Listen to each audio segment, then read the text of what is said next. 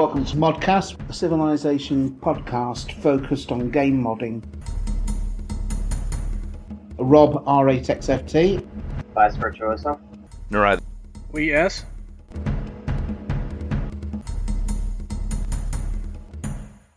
Welcome to ModCast number 78 with me, Rob, R8XFT. Narada Forgiven. Vice Virtuoso. Fantastic. Hiya guys, how are you? Doing great. Good. Doing pretty good. I've finally had some chance to play some more Civ games, so that's always good. I did want to steal the mic for half a second just so that we could give a shout out to Dan. Yeah. Because by the time the next ModCast is out, he will have been married, so best of luck to Dan. Congratulations. Congratulations. For those of you who don't know, Dan is the guy that takes out half of what I say in all ModCasts so that it doesn't sound like I'm just a jerk. He does all the editing for ModCast, and he also is responsible for Turncast and Polycast as well. Yes, all the casts he's responsible for. There's Turncast, Polycast, ModCast. I'm pretty sure there's a couple of others that we can't remember just off the top of our heads. All the best to him.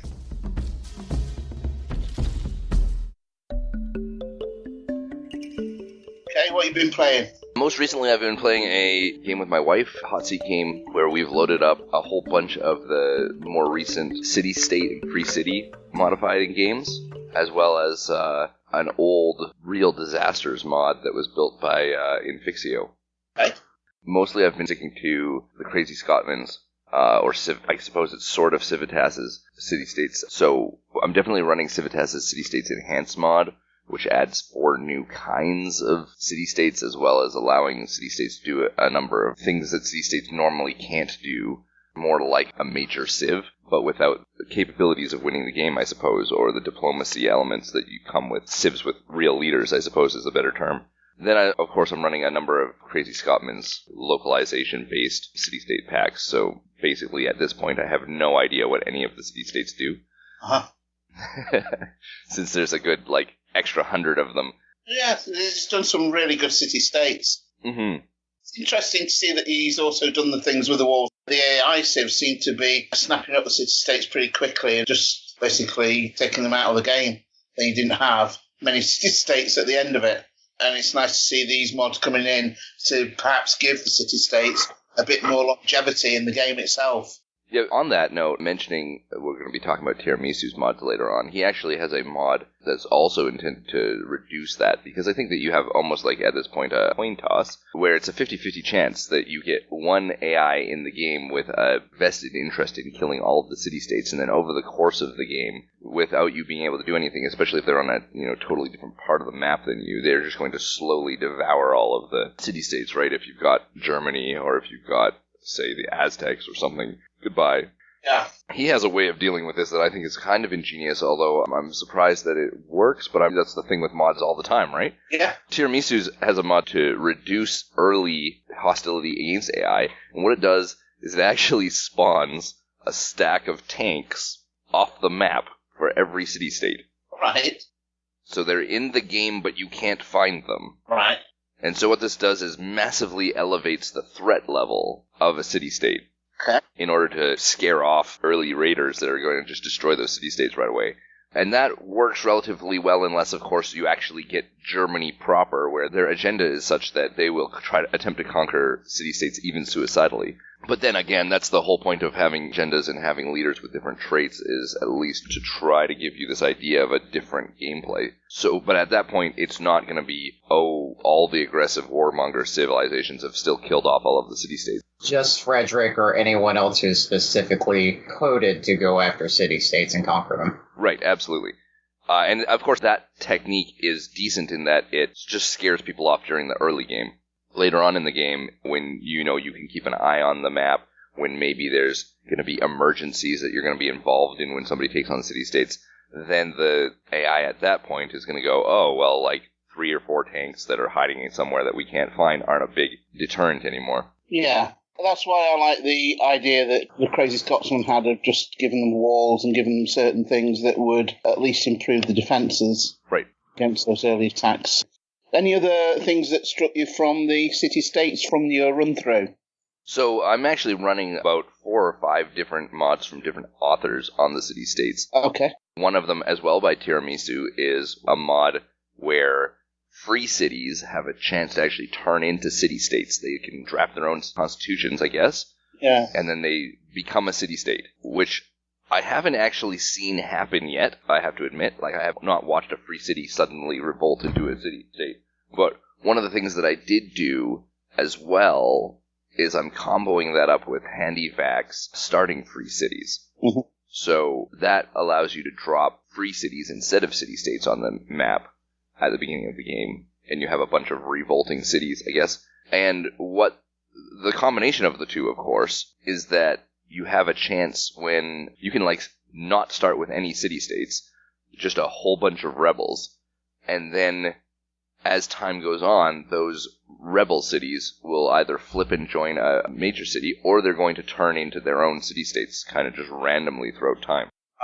I didn't do that. That would have been a smarter idea than what I did. I did 50-50 free cities and city-states. And so far, I don't know how many of the free cities have turned into city-states. There's not like a global notification that says such and such has changed. So that's been slightly anticlimactic, but it has been an exciting prospect where I know the constant refrain during Civilization 5 was somebody build us a Rise and Fall or a mod in which city-states can turn into major civs, or you can have breakaway states that turn into major civs. Yeah. Between the mods like the more advanced city-states that are more capable of building districts and capable of building walls and such and defending themselves, I'm running Liuji's mod that allows proper improvements for civilizations. That's his free city flavor mod. Designed and implemented by Liuji just to work with the starting free cities. Starting Free Cities came out, and that was the inspiration for the Free City flavor mod, and the two work very nicely together. It allows more city names, but also it allows any civilization that adds a new improvement to build that improvement themselves. Yes. Which is, I mean, kind of a big, I think, miss when it comes to the city-state system, where, if they're going to let you build colossal heads, you won't notice that they're the colossal heads building city-state. By just looking at the map when you find them, you don't run into this massive colossal head. I'm running all of those layers. We're getting closer, I think, to this option of a game in which maybe you could start with free cities. Maybe what we need is a mod where if barbarians last too long, they could become free cities. Yeah. Maybe a mod in which free cities can join existing city-states. That would be interesting. And then all we need is this mod where a free city can have a great leader appear. Maybe a conglomerate city-state could have a great leader appear and take the city-state. So I think we're getting there. Yeah. And I'm actually thinking it's becoming more feasible as time goes on. Yeah. For somebody to actually build such an idea. I wish that what would have happened in Civ 6 is that the civs and city-states had been aligned in such a way that each city's capital of the main civs was actually potentially a city-state. So that when the choice was made of who was playing in a particular game, they'd choose, let's say, you're playing with half a dozen civs. So those half a dozen civs would be chosen with the leads, etc. And then let's say there's 9 city-states that go with that. Those city-states would be chosen from the civs that didn't make it into the top 6, but it'd be their capital, with certain effect if they were playing as a city-state.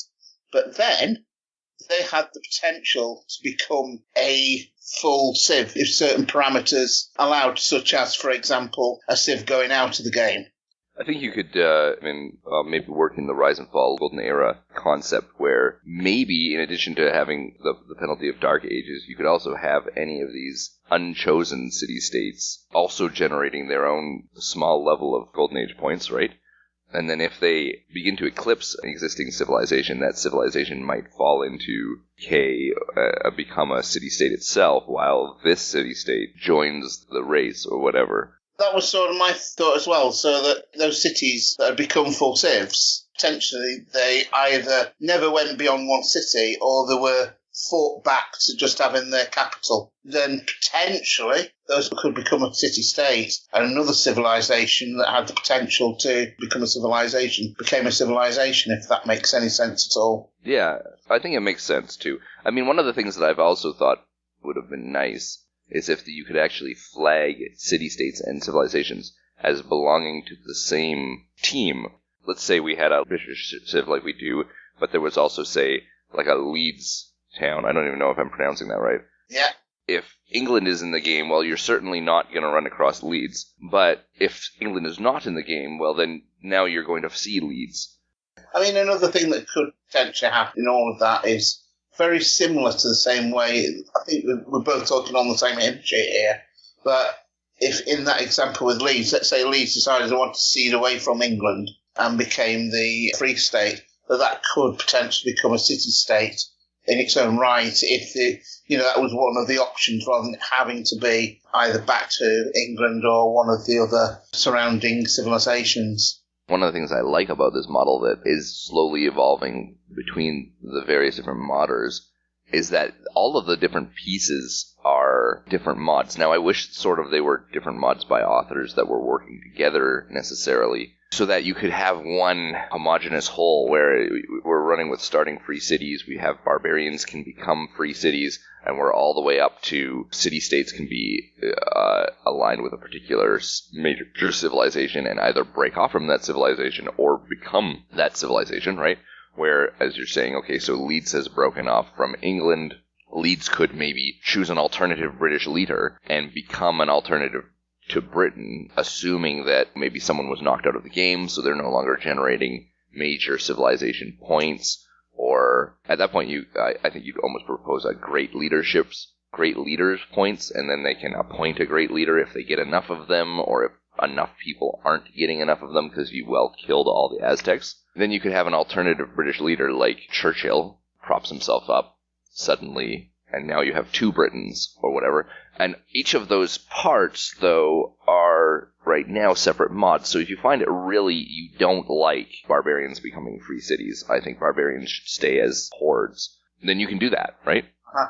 The one that's always the tricky one with that is you're always talking about AI, and I always wonder what it would be like if you were playing one of those games and you become threatened to become a city-state. What happens then? I think the clear obvious answer is you lose the game because you're the great leader, Gandhi. Yeah. And my understanding right now, I think, is that it's still impossible to go from barbarian to great leader in the game. I'm kind of hoping that in future, whatever is coming down the Civ 6 tubes in the future, that there's more DLCs or whatever, that hopefully it unlocks either by chance or maybe by design. It unlocks more steps along the way. It's probably relatively trivial right now to put a Barbarians Become Free Cities mod out there. Sorry, by relatively trivial, I mean relatively feasible. Yes. You could build one today. It would probably take you a couple months.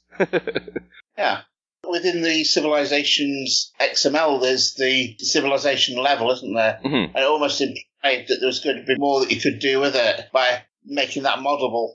Yes, or, I mean, just having a Lua script that sits there and says, okay, this barbarian encampment has been around, we're going to roll a percentage chance, and if we hit whatever it ends up being, out opens the heavens and down drops a free city on top of this barbarian camp, right? The one thing I did learn from my researching from the Starting Free Cities mod, though, is that free cities are actually a single player, and as such, they all share technologies. So you have to be a little bit careful, because if you're just dropping 100 city-states on the ground, they have 100 cities now. Right. So they may suddenly find themselves in the space age while you're still trying to figure out writing. Yeah. That doesn't sound so good. As well as all those city-states, then, there's been quite a few civs that have been created since we were last on. One that I was looking at myself was the Kushan by Foulweather, who's a new modder. I've looked at it, but I haven't had a chance to play it yet. I've started playing it. I didn't get very far with it, just purely because of time. But it's a nice mod. Quite nicely researched, I think. It's got a lot of... How can I put this? For a first mod, it's fantastic.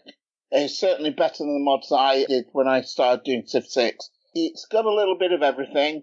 So, for example, the Kanishka's special ability affects holy site buildings, giving them loyalty, and also can be purchased with gold or faith at 50%. The temples trigger a culture bomb. You've got the main Kushan ability, which is Silk Road, which gives gold and culture and science, depending on whether or not the city it's going to has luxury or strategic resource. There's the Horse Archer, which of course is associated with Kushan. They've got a bizarre which gives them a random inspiration and has a tourism bonus.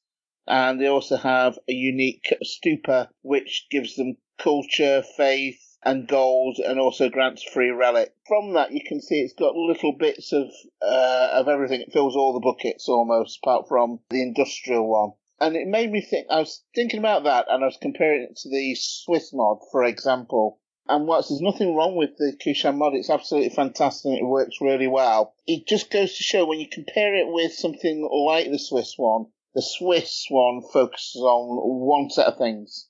I think this is what a lot of new modders do, is put just a bit of everything in all of the mods. And I did it myself. And then you start finding, hang on a minute, how am I going to make the next Civ different to this one?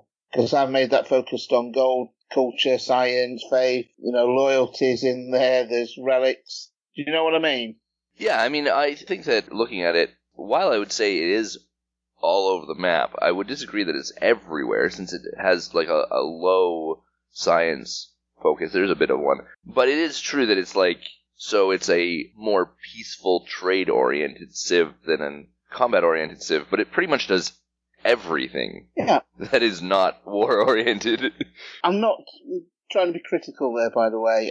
I think it is really nice, and I think that it's also got a little bit of everything, which may well appeal to quite a lot of players. It certainly appeals to me. I think that when you compare, I was just making the comparison just from a modding discussion point of view. Right. Because you've got these sorts that are created, which work, but you've also then got other civs that are created, such as the Swiss civ, which is focusing on getting the great people working along with the diplomats and everything, So it's a very diplomatic sort of thing, and really kind of focusing on one really key thing with just a slight element of other bits and pieces. And I just wonder whether or not, does that make it more interesting or not? I don't know. Just make it very different.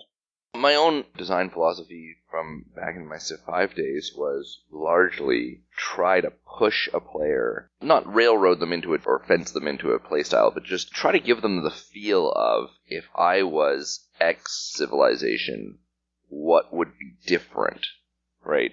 Now, I'm not super familiar with the Kushan, so I don't know if having a kind of a feel while I'm in a prosperous empire, but certainly with Switzerland, the idea very much strong. Civitas is definitely pushing for, I want to feel like I'm a sort of pacifistic, but not necessarily, but I'm a diplomatic empire. I want to push you gently into, if you're gonna play Switzerland, you're gonna play them as a well-governed, highly diplomatic civilization. They're not going to lend yourself to trying some other different direction, right? And Civ 6 has done this in their game, where sometimes I feel like, coming from Firaxis, the design of many of the civilizations is actually much more extreme pushing in a direction than we saw in Civ 5. Especially with Civ 6 having much more of a focus on the map and the locationality of things, right? This feeling that says, okay, I'm actually being pushed to, in some ways, emulate the civilization that I'm playing. I think once you've played your 50th game of Civ, that's where modding Civs can kind of stick out. At the same time, though, I don't think that every tiny pie forces you into a direction civilization versus the civilization that's good at getting all victory types. We've definitely heard that coming from Firaxis about many of their civilizations. Oh, this civilization is good at everything. Yeah. I think it was kind of underlooked in the modding scene in the past, and I think there is a really good position for that, as long as what they mean by is good at everything is not either the best at everything or also should be at the bottom of any tier list. I do know the Kushan, and that is a good way of representing them with the different things that they had, because they spread religion, they governed the Silk Road or a certain stretch of it. Quite expansive at one point. There's something to be said for the way in which that's been done, and probably I'm being over-critical of it. And possibly, and I mean this with the greatest of respect, a team like Civitas, who make a lot of civs, will want to make each one look different. Whereas somebody who is maybe creating the first civ and may do another one later down the line and maybe a third in perhaps 6 months, then probably that doesn't matter too much if there's some similarities. One of the things I really commend the Foul Weather for is that this is a first Civ, so some of the abilities seem fairly easy, but there's, in every single thing, there is a spark of, let's go in a completely different direction. It's not just, oh, I made a market that gives me more or tourism. What I really like is the stupa building a free relic on built. Yeah. It's just kind of this nice little twist where, okay, do you like relics? I like relics when I play the game, and I never get any of them. That's how it feels, right? So to me, that's a big, oh, cool, I can get relics. You know, I wish they were actually just more interesting components to the base game, where they did something more than just sat around and gave you basic tourism, but so be it. But yes, I'm definitely going to be keeping an eye out for future Foul Weather mods and see how it goes. I mod very much like Foul Weather, I might add. Recorded for episode 76 with Rob R8XFT, Nirai, and Lee S. What the popular mods at the moment? Like right now, the obvious one is Pokiel's unique Satrap district. Very nice as well, it is. It's very popular right now. The idea behind the Satrap district is to have a district that's shared by certain civilizations, but not by others, so it's less unique, but still unique. The Persian and Macedonian Satrap court by Pokiel. And also now been stolen by the Sassanids. Right, it makes sense there as well. Yes, it does, yeah. In kind of the Persian area. I have talked to him a little bit about this, and his main goal was largely to build a nice-looking district and to show off the district, but also to make it usable. It's become basically wildly popular almost overnight. Yes. Because of it being a historical thing, but also because I think it hits that niche that we saw in Civ 4 with cultural starting bonuses for certain different groups. There's a Civ 5 JFDLC that adds many of the same concepts of, oh, I'm this culture and I'm starting, and that culture gives me something. Yes. To say, here's a Near East, a Middle East cultural district. Pokiel has talked about building more of these in the future.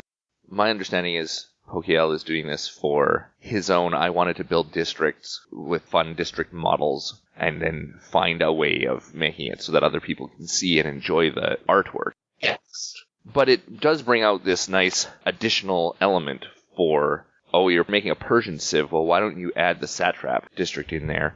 Maybe there will be, in the future, there will be ones for, of course, for me, North American civilizations. I'd like to see that happen. Maybe something for Southeast Asia. I think the world's your oyster, isn't it, really? It's just the imagination of what each one would bring different. Right. The other thing that I think that is really fun with it, because it's kind of a little bit of like a role play element. Yes. With it, it is trade routes passing through this city gives you gold.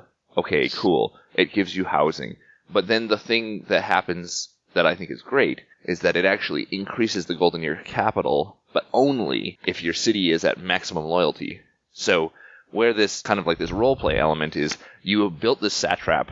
He's kind of a governor in and of himself, and he's funneling you money. But based on the level of loyalty, maybe he's keeping some for himself. Yes.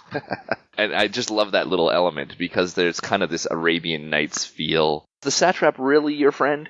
Is he really loyal to you, or is he going for his own needs? Is the robber baron kind of guy, the baron in this city, does he really have your back, or will he support somebody else when the war breaks out or whatever, right? I'm not suggesting that that actually is the mechanic for these.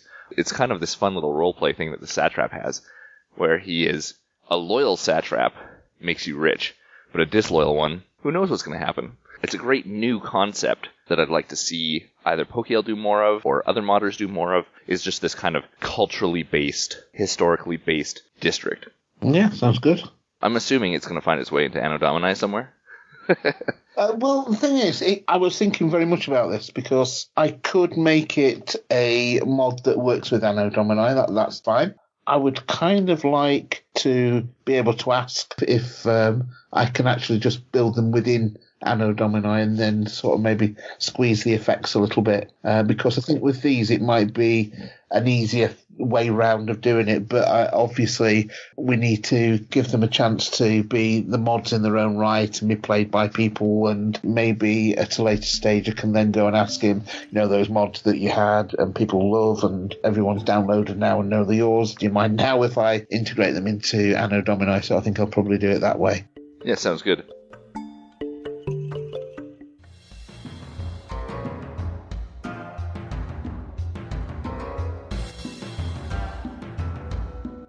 Tiramisu. He's the guy that built the Three Cities Converting into City-States mod. It seems that he's much more interested in making civilizations or anything like that. He's kind of more into trying to tweak the AI, which is a constant complaint right now. Although I think it has been getting better over the last couple of months. Although by better, I think it means more aggressive. But a lot of it is AI tweaks.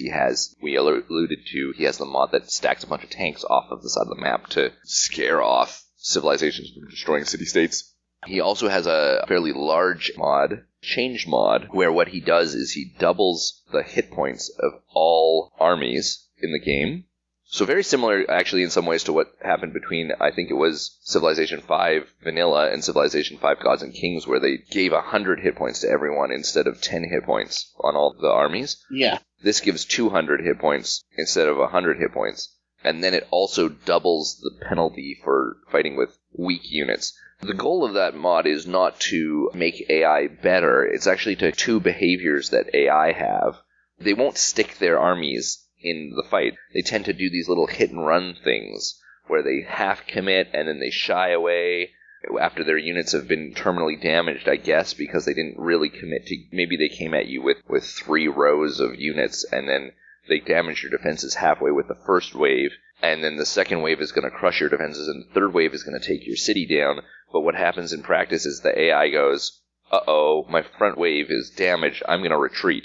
By doubling the hit points, it makes the AI less likely to do that because they don't see their whole army as being damaged in the same way. But the other side of that is the doubling of the combat penalty is to actually force the damage, like the combat penalty for being damaged, is actually to force players to play like the AI does. Yeah. To also do these hit and run, I need to heal up because my units are worthless now kind of thing. I haven't played with it, but it is an interesting idea to say, okay, if we can't fix the way the AI is working, maybe we can force the players into playing like the AI. And then the other one that he's working on, it's still in beta right now, but it does look very interesting, is a mod to slow down the speed of flipping in loyalty, especially so that when you capture cities or you found new cities, they're not going to flip instantly, but also that there's just less flipping between the games.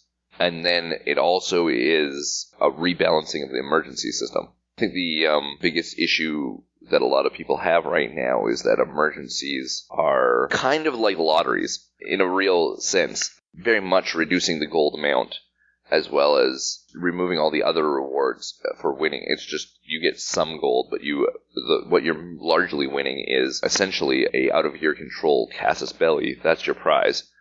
I get to fight a war, and I get to win the war, and I get away with it, and I weaken my opponent, and I take their cities. That's the goal of the emergency, not all the other things. But also it increases the combat power more. You already get combat power for being in an emergency against civilization or a city. He increases that bonus, and then he also does this thing where he turns the loyalty to full tilt. So you have to capture the city with armed forces. You're not just going to be able to say, well, in another 3 turns, it's my city anyway. Yeah. But at the same time, that city also doesn't project any, while it's in the emergency, it's kind of embargoed in a loyalty sense. It doesn't project any loyalty. So it goes to full loyalty. It's not going to switch, but it's also not going to affect anyone else's.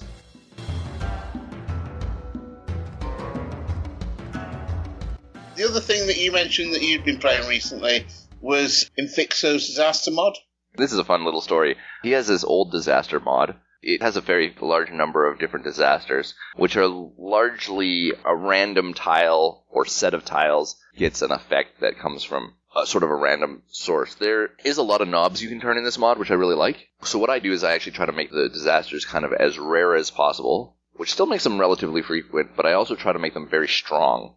Now, this is sort of a bad idea because you could actually lose like a whole civilization very early on in the game because they, spawned on the shore, and as they were building their first city, perfect storm level hurricane comes over, destroys their entire civilization, and they're out of the game. But that didn't happen to me in practice. But very early on in the game, I had problems, as many people do who are as bad at playing Civ as I do, where a very aggressive barbarian set of camps to the south was attacking me. So my entire military ended up having to go south to deal with this problem, which left me exposed to the Aztecs, who really thought this was a great thing. So they came in with their, Jaguar warrior army, because we're still in ancient era or maybe early classical, and I founded a religion, and this is completely unrelated to how the mod works, but I founded a religion as soon as it happened. At the very same time, this overwhelming horde of Aztecs were, coming into my territory, destroying the little defenses that I could buy with my, whatever 400 gold that I had amassed so far in the game. Things looked pretty bleak for me. And then a disaster hit just north of my territory. It was an earthquake that wiped out, I think it took out 2 or 3 of my farms, but it destroyed the entire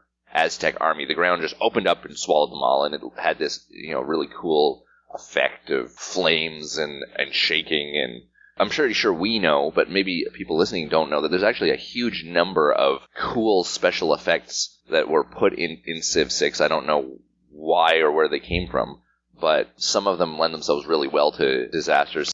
What it does mean is that when the disaster mod, when you get hit by a tornado or there's an earthquake, it looks really, really cool. In any case, the direct turn after I'd founded my religion, so I was like, thank you, Lord. As well as none of my cities were actually harmed, but the plane of battle was just destroyed absolutely in a heartbeat.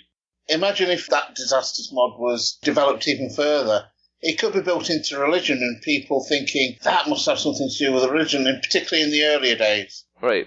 When there is a disaster, people either pray a bit more and therefore there's more faith going around, or suddenly join a religion. I think a decent one, especially like if it spares you or doesn't spare you, but it doesn't have this huge negative effect on you, but it is scary. Actually, one of the things that Tiramisu's disaster mod does that I think is very interesting as well is there is a counterbalance. It's not just that you have a random chance my city disappeared in a great earthquake or fire. It actually leaves some benefit. In this case, at the earthquake, the tile that's the epicenter of the earthquake, which I should actually mention was actually adjacent to my capital, but it seems that the random damage missed my capital, for which I'm very thankful. My capital was actually reduced down to like 10% health or something like that, but I didn't lose any population, or the city center was not removed and none of my districts were harmed. It leaves a resource behind, which was earthquake epicenter, which gives science bonuses, and I think maybe faith bonuses as well. It's 2 things. I don't quite remember. Yeah. Quite a lot of science. It's like 6 science on a single tile. Yeah. Which is maybe overpowered, except that it just potentially blew back a whole era worth of infrastructure, right? In this case, it also saved me from the Aztecs, so it was kind of win-win. You can kind of see, though, where both science and faith could come in as bonuses with natural disasters, couldn't you? Right.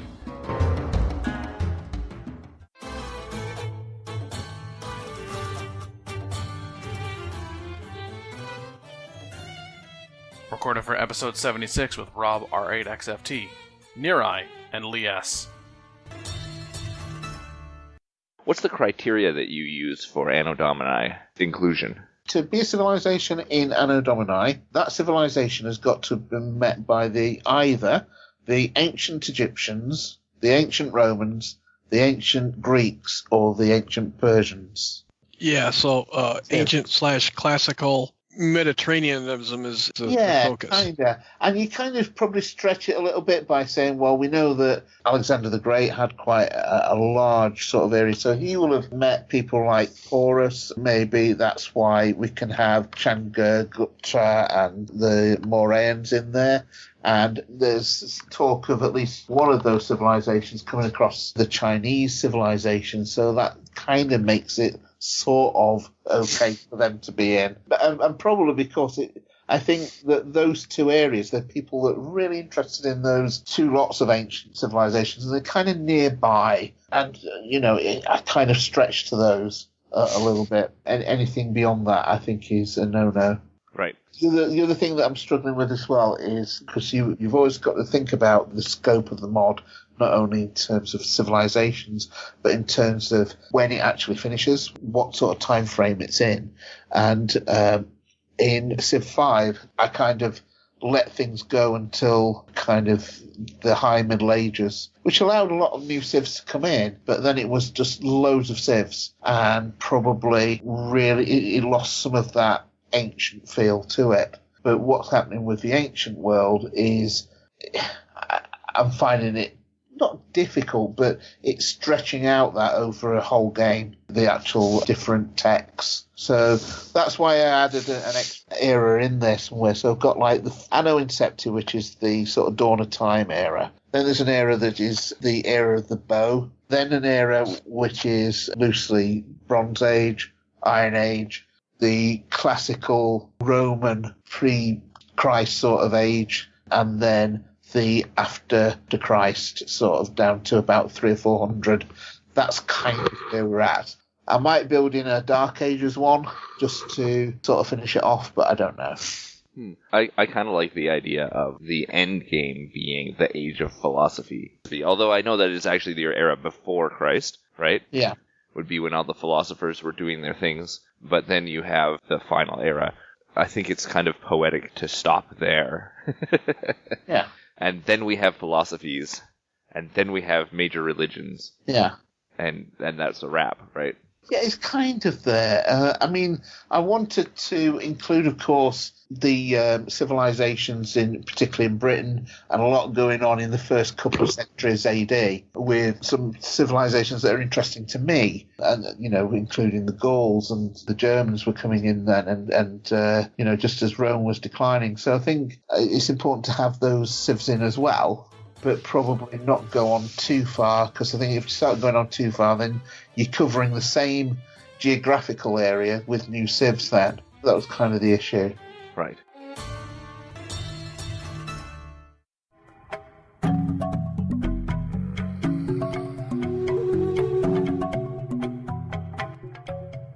What we're seeing with Merrick is this tendency to work to put together 3 or 4 civilizations all at once. Yeah. And then flood. Yeah, and there's going to be a flood of, say, 5 civilizations in 1 month. I mean, I think this has been a pattern, because we had the Epaminondas, both Sweden leaders, and Finland all seem to come out in this very short period of time. Yes. But then we had this Palmyra re-release of Olaf, which was originally a JFD mod and then taken over by Merrick, and Sigurd for Norway, so the 2 Norway leaders, Hungary under Matthias, Kievan Rus, and Venice all seem to hit in like a 1 month period, and now there's silence again. So I think we're going to see that happen again as sort of a pattern. Traditionally, what does happen with modding the civilization iterations is that it does seem to slow down between the expansion packs coming out, which is the stage we're at now, presumably. I presume that Firaxis is doing another expansion pack. They always do at least 2. This is probably what we're seeing at the minute. A little bit of a slowdown, but then once we feel that everything's out, then that's when the golden age of modding for a civilization iteration comes. Because people don't know what Firaxis potentially are going to do next. Right. And I think it's always dangerous to be a modder before the second expansion hits, right? Yeah. You should be at least operating with understanding that everything you build is probably going to break. That depends, of course. In Civ 5, you had Gods and Kings came out and broke literally everything. Yeah. In the name, of course, making it better, don't get me wrong. And then you had Brave New World came out. There wasn't a lot of old stuff that broke. But if you build, like, say, a culture-focused Civ in Gods and Kings, chances are pretty good that with the advent of tourism, that first of all, your civilization would be woefully unprepared to survive in the Brave New World, but in terms of design, but it would also probably have broken 1 or 2 things along the way. Rise and Fall didn't seem to cause too much disruption, but if something were to come out where they totally rebuilt religion or they totally redid trade or diplomacy, you might find that everyone has to go back to the drawing board, and all of these mods that have been so excellent, they're all just going to be broken, and now we're going to have modders go back and fix all of them. Yeah. And the danger here, talked about many times on ModCast, that Civilization 6's modding community established itself to a massive level in very short periods of time. I mean, we're looking at what I would call the current modding level surpassing early Brave New World, maybe mid-Brave New World right now, and we're not even into the second expansion, whatever it may be. That's a thing, but the question is how many of these modders, would Civitas just decide to pack up and go home if every single one of their mods was broken, especially if it was broken in ways that would be difficult to salvage. So the volatility right now is definitely a factor. If, let's say there is expansion pack and then you create a new civilization. People don't ask for a vanilla version. So you're safe. You can build it and say, no, I've built it for the most recent version and that's it. But if you build a version that works well for vanilla or for the Rise and Fall, then people are going to want it to be created as soon as possible for the next. So you potentially got a whole host of work there. Right. The thing in Civilization 5 was the split was pre-Gods and Kings, post-Gods and Kings. There really was no talk of, oh, can you make me a version that doesn't need Brave New World? Because the games were so much different between Gods and Kings and not, at least in the code base, everything was just broken. And I don't mean that in a hostile way. I mean that if you took vanilla Anno Domini and you tried to run it in Gods and Kings, no. I remember getting requests, hey, can you make this pre-Gods and Kings? And my answer was always no.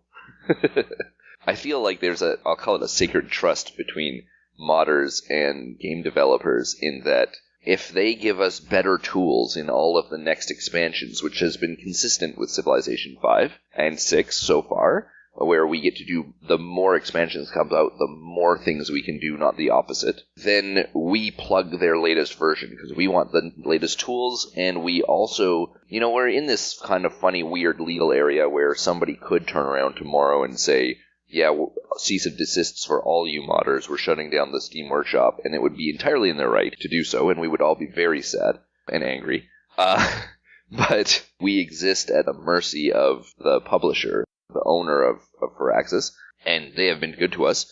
But, in that case, it's a vested interest, I think, for us to say, hey, the best mods are coming out on Brave New World, their best mods are coming out on Rise and Fall. In the future, the best mods will come out on whatever the next expansion is. Get them. Spend your money. I always plug this to my friends. They say, oh, I'm thinking about buying Civ 5 because I saw it was on sale. And I'm like, make sure you get the complete bundle with everything so that you can run all of the mods and so that you have the best version of the game as well, because Brave New World is an excellent version of the game, as is Rise and Fall, pushing the board's compatibility. So as soon as somebody says to me, can you make a version of this that runs vanilla, I say no. Partly because I don't want to throw away 3/4 of the tools and then the Beothic become the most generic Civ you've ever seen. They get science bonuses for science. Yeah. As opposed to the craziness that we have, right? It's the same thing, if you had to strip out all of the loyalty mechanics and all of the new under-the-hood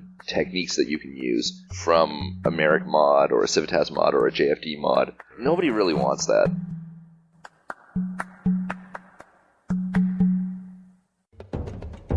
Support the ongoing Polycast Patreon campaign. Collective achievements. Personal incentives. Month-to-month commitment. A thank you to lead patron Candace Albinus and all other supporters of the show through this measure. For more information, visit thepolycast.net/Patreon. Calling today. In North America, the number is 301-637-7659. In Europe, 44121-288-7659.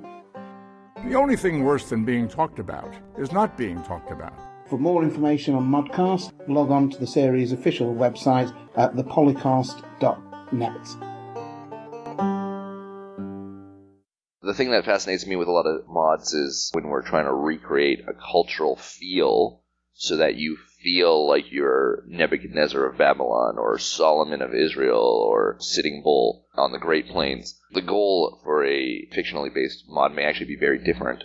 Maybe they do want you to feel like you're a Final Fantasy character, but maybe the whole point of the game is to put chocobos in the game. That's the whole point of the mod, is I've got a chocobo model and I want it in the game. I was actually part of building World of Warcraft mods for Civ 5, and what I still love about those mods was that there is very little restraint on the idea of, oh, I have this really cool idea, but no one in history ever really did it. Or I have to find somebody in history who did that really cool idea, and then all the other ideas that I had to go with that cool idea, I have to throw those out because they're not historically accurate at all, right? Whereas if you're working on a fictional Civ, well, have at her.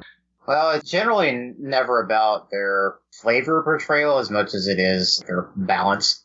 I try to keep balance in mind, but I admit that I'm more worried about creating a unique experience. Yeah, absolutely. And I think it's okay, though, for a modder to put out a placard and say, I make creatively weird experiences, rather than saying, I make crazy balanced experiences. Let the person who downloads decide. Yeah. Yeah. That has been ModCast 78. Thanks for coming. I'm Rob, R8XFT. With me today were... Nor either forgive it. Vice Virtuoso. Cheers, guys. Take care. See you all later.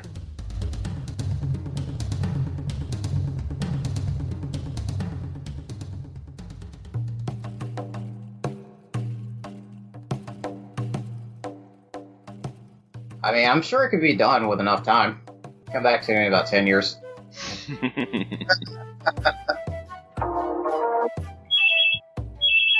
Hello. Oh yeah, I'm just recording ModCast, Zach. Yeah, okay, speak to you later. Cheers, bye. Sorry about that. He kind of has a UI mod.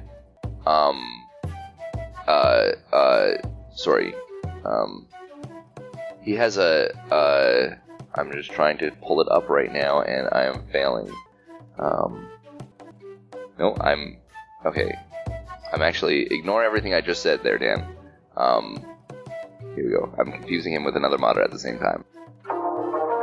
If we introduce ourselves and then we can start talking.